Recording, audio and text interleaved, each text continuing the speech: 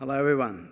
Thank you, Sue, for that introduction, and I want to thank the organisers of the meeting for giving me a chance to address ABARES Outlook. So what I want to do today is talk about the way we as Australians manage livestock R&D. And by way of definition, by livestock I mean any domesticated animal raised for agricultural purposes, particularly for the production of food, fibre, traction or other economic benefits. So it's a pretty broad definition. I certainly include poultry and aquaculture as species within this definition. Today I'll speak mostly about meats, but I think what I have to say applies more broadly. The frog kissing in my title is a reflection of the Brothers Grimm fairy tale in which a princess reluctantly befriends a frog which magically transformed into a handsome prince after a kiss. So in this context, I'm obviously asking if we as a research and governance community should be considering more projects that we think might turn into long-term winners on the assumption that more of them will ultimately contribute to the community. So I'll cover some recent evaluations of Australian livestock R&D.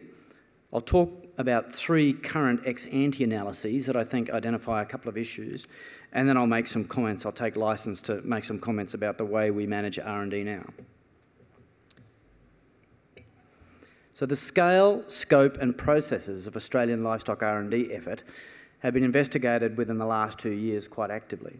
So data has been collected in the context of the Productivity Commission's review of the Rural Research and Development Corporations, also the National Strategic Rural R&D Investment Plan, and also in the context of the Primary Industry Standing Committee-led National RD&E plans, for which there are at least 9 I'm aware of at the moment that are relevant here.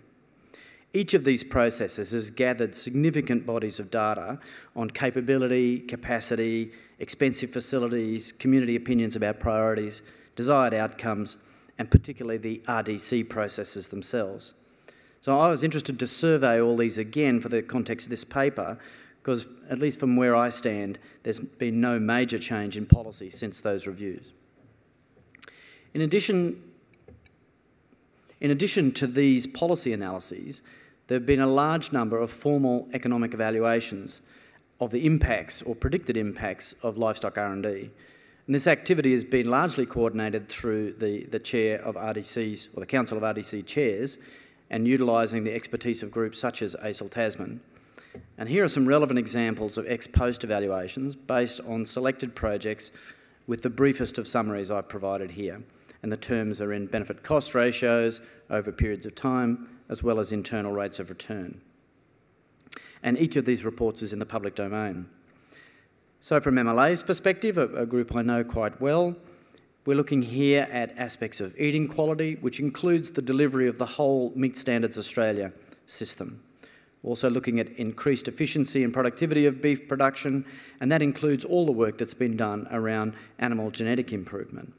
And finally, in the area of promoting responsible use of resources for a healthy environment, that includes large bodies of work done in the NRM space.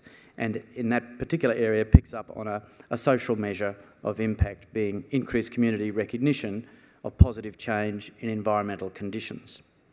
Also from the Australian Pork Limited, 2 available sets of cost-benefit analyses are available, choosing a range of projects, the first of which in 2009 includes all of their work on food safety, and in the second case, work around new product development. From FRDC, again, what's available is a selection of clusters of investment that show healthy returns on investment. And from RIRDC, in their area of emerging animal and plant industries, their value to Australia, this analysis includes dairy goats, freshwater crayfish, coupled together with Asian vegetables and wildflowers in a real table setting, and provides evidence for impact such as diversity and resilience in rural Australia and regional distinctiveness. Interesting social measures. So my brief survey here of published economic analyses and those that have been published by the Council of Chairs of the RDCs suggests that our public and industry investments in R&D in the livestock space, particularly through the RDCs, are in the majority of cases effective and represent good returns on investment. I'm also aware of an equivalent number of ex-post analyses that are out there for at least another 6 relevant RDCs, and I'm clearly not able to speak about those today.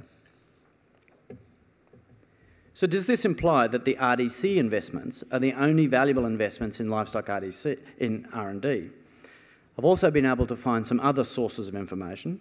This table represents some detailed analysis done by one of our state departments of agriculture. And this analysis was performed by a well-respected economist and using randomised sampling procedures. The table shows what I think is an honest and reasonable appraisal of economic returns from an integrated livestock R&D portfolio.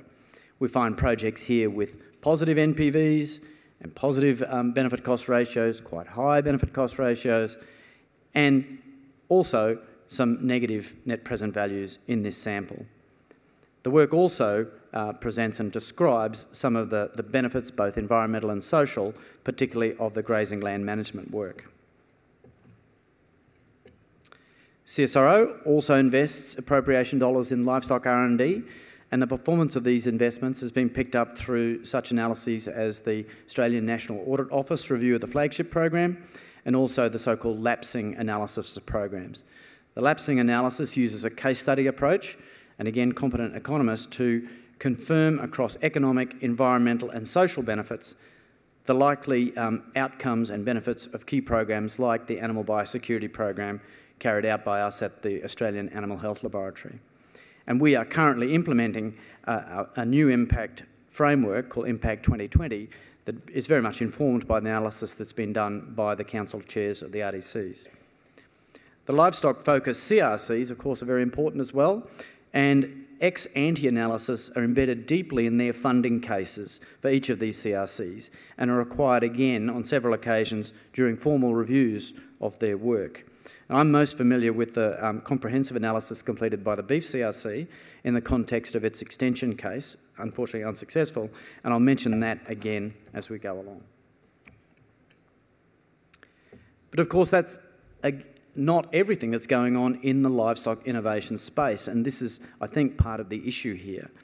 There's very little information, at least that I could find, from the university departments that teach and do research themselves in the livestock agriculture field. It's hard to find their analysis, but it is important to recognise 2 things. Firstly, they are covered more broadly by aspects of the Excellence in Research Australia initiative, which sets out to measure performance of universities, departments and individual researchers. And to some extent, some of the university work is embedded within the evaluations of CRCs. So it's not uniquely identified, but it is covered in a different form. Information about the R&D efforts and efficiency of the private sector is even more difficult to find, particularly for the private companies. ABARES and ABS data sets, of course, go a long way to filling that gap, but clearly the private sector has been incredibly important to delivery of innovation in the Australian livestock sector, and you talk about animal genetic improvement or feed-based improvement as 2 examples of that. So I think it's something we need to count and recognise.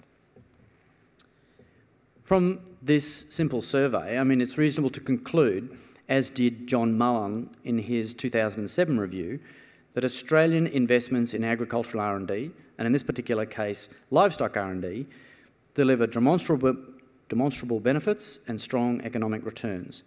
It's important not to forget, however, that there are key assumptions that underpin these economic analyses, and one of them in particular, I think Sue's raised there, is the timing and the extent to which technologies are adopted. It is fair to say that the data are patchy and incomplete when you look at the whole context of the Australian R&D sector. So does this imply that decision-making and processes that we've used in the past are appropriate for future decision-makings, particularly given the sorts of issues that we are now confronted with, and we've heard a bit about during this 2-day meeting. Certainly there's issues about real productivity in the livestock sector, there's issues around regional and global food security and our capacity to provide a solution, a profitable solution in that space, and social and other impacts such as greenhouse gas, as well as occupation health and safety on farm. So this brings me back to the kissing question. So I want to highlight 3 fields of research that very detailed prospective analysis have been done. The first relates to animal genetics and genomics, and all of this information was gathered in the context of the beef CRC extension case. And the CEO, Heather Burrow, was happy that I present this to the community. So this is largely the work of Gary Griffith, an agricultural economist, and the analysis looked at a likely investment of $16 million in net present value terms in optimal breeding R&D that would deliver impacts in the context of increased rates of genetic progress in the commercial herd and measures an index of profit per cow per year. The second would be in the area of additional genetic improvement due to optimised breeding decisions. And the third, in the context of reduced costs and enhanced genetic improvement, meaning accuracy, through the use of new DNA-based technologies. The net present value estimate that was made was in the order of $56.8 million, a good return on investment by that plan, where the key assumptions that underlie that are the long-term rate and extent of adoption by breeders and bull buyers, and of course the future accuracy of the genetic products and services offered, something that it's quite difficult to predict, we've found. Clearly the unsuccessful outcome of that application probably means a much slower rate of improvement in that particular area.